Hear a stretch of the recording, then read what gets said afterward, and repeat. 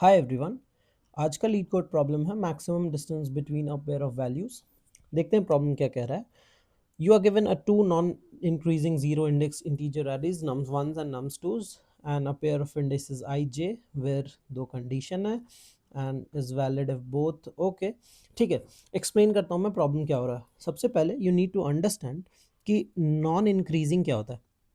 I'll explain. 5, 4, 4, 3, 3, 2, 2, 2, 1, 1, 1, 0। इस array को non increasing कह रहे हैं क्योंकि आगे वाला इससे if you move from right to left, नहीं सॉरी लेफ्ट टू राइट, कोई भी नंबर जो कि लेफ्ट में है वो उसके राइट वाले से या तो बड़ा है या तो बराबर है। 5 बड़ा है या बराबर होगा। अगर यहाँ पे अगर एक और 5 हो जाता तो ये 5 से बड़ा है या बराबर है। ये 4 पिछले 4 से बराबर है। 3 ये 4 ये पिछले 3 से बड़ा है। तो आइदर बड़ा होगा या फिर बराबर होगा। This is called a non increasing array. Okay, zero indexed दिया हुआ है आपको। क्वेश्चन कह रहा है कि दो एरे दिया होगा, ARR1 दूसरा ARR2। इसमें कुछ एलिमेंट्स होंगे। ओके, लेट्स सपोज कुछ एलिमेंट्स है, इसमें भी कुछ एलिमेंट्स है। तुम्हें दो कंडीशन दिए हुए हैं। एरे 1 में आई नाम का इंडेक्स चलेगा, एरे 2 में जे नाम का इंडेक्स चलेगा। जे या तो बड़ा होना चाहिए या इक्वल टू होना चाहिए आई के, और जेथ इंडेक्स पे जो भी वैल्यू है वो ith इंडेक्स से भी बड़ा होना चाहिए। ओके, तो अगर तुम यहाँ पे कोई एक इंडेक्स लो, ये वाला फर्स्ट इंडेक्स, और जे यहाँ पे कोई इंडेक्स लो 0 1 2 3 थर्ड इंडेक्स, तो देखो जेथ इंडेक्स 3 है जो कि बड़ा है 1 से, तो पहला कंडीशन सेटिस्फाइड। दूसरा कंडीशन है कि यहाँ पे लेट्स सपोज 30 होगा और यहाँ पे 10 होगा, तो ये जो जेथ इंडेक्स पे एलिमेंट है that is 30 should be greater then और है भी या फिर इक्वल टू जो ith इंडेक्स पे एलिमेंट है।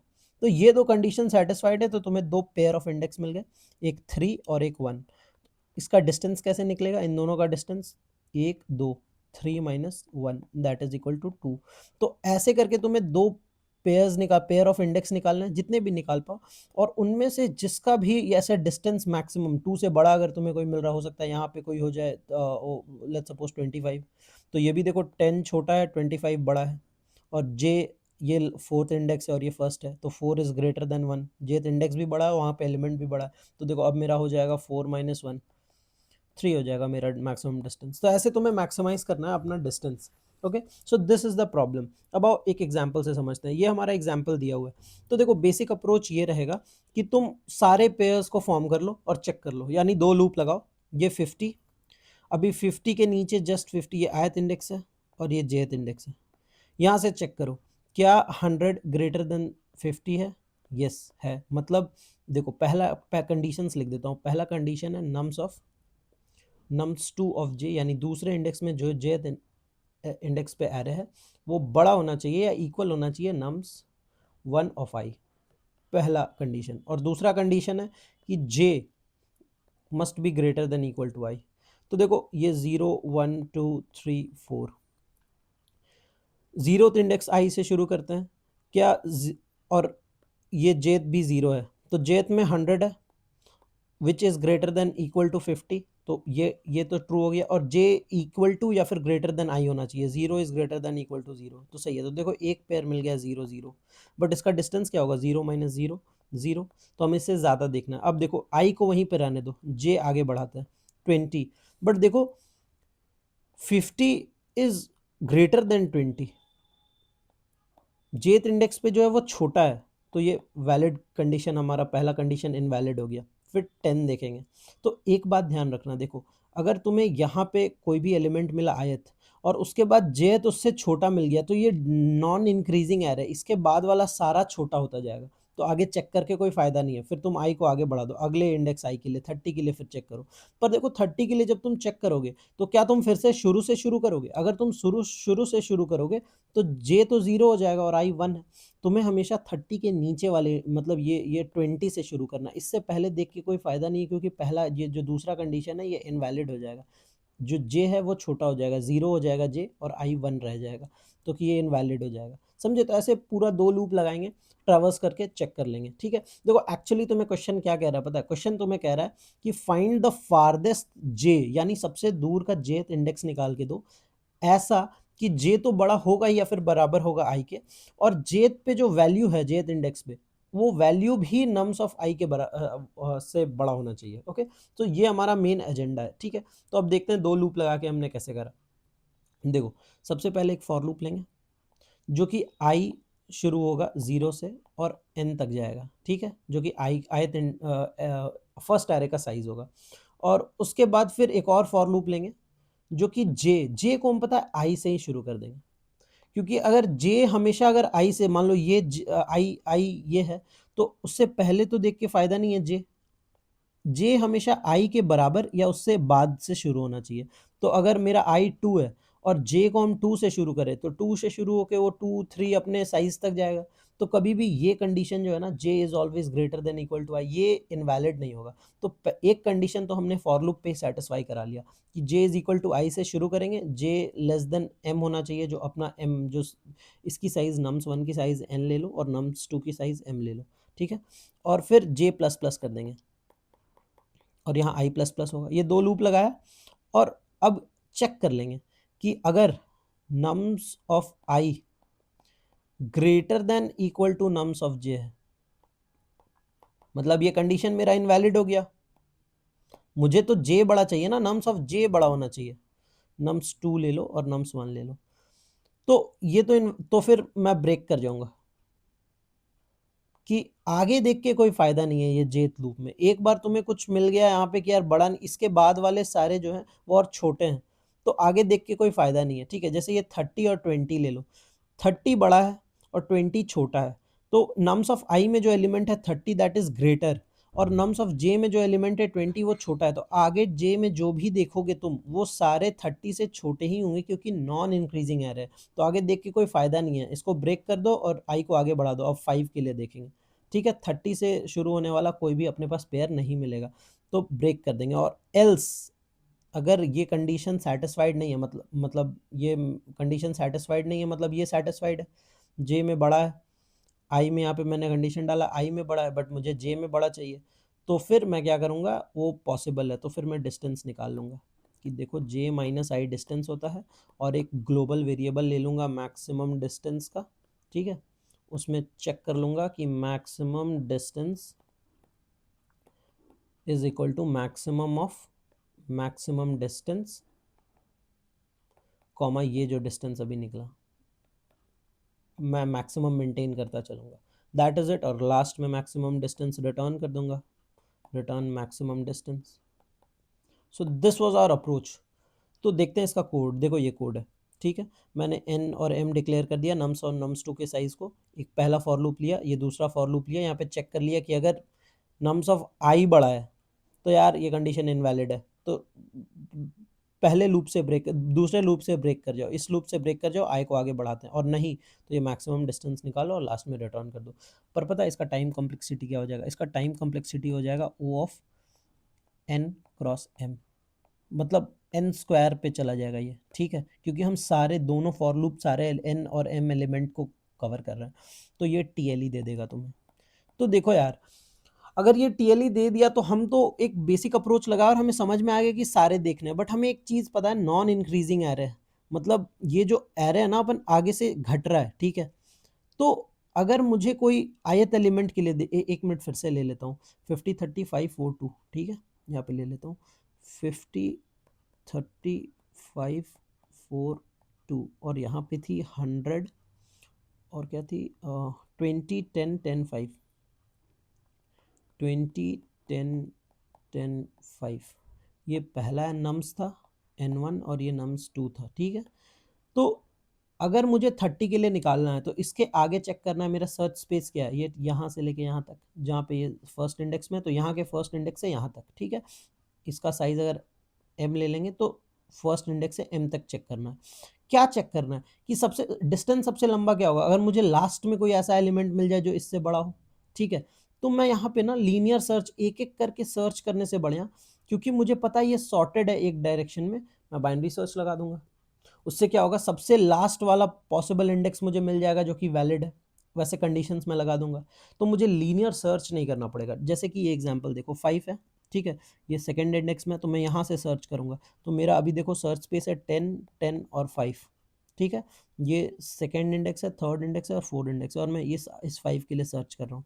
तो देखो 5 और 10 क्या एक सही पेयर है? हाँ, जेथ एरे का जो 10 है वो बड़ा है 5 से, तो ये एक पॉसिबल इंडेक्स हो गया, यानी 5 पे था 2, 2, ये 2 थी, ये भी सेकंड इंडेक्स पे, तो ये एक पॉसिबल इंडेक्स हो गया। अब देखो, अब देखते हैं और क्या इससे बड़ा देखा जा सकता है 5 के लिए। हाँ देखो, अगर अगला भी 10 है, तो इस बार फिर 2, 3 एक पॉसिबल इंडेक्स है, ये आई है, ये जे है, ये भी एक वैलिड इंडेक्स है 10, यहाँ पे 10 है, यहाँ 5 है, ये जे बड़ा है आई से और एलिमेंट भी बड़ा है 5 से, ठीक है। अब देखो ये आगे फिर और आगे चेक करते हैं, तो 5 क्या 5 से बड़ा या इक्वल है? हाँ इक्वल तो है, छोटा तो नहीं है।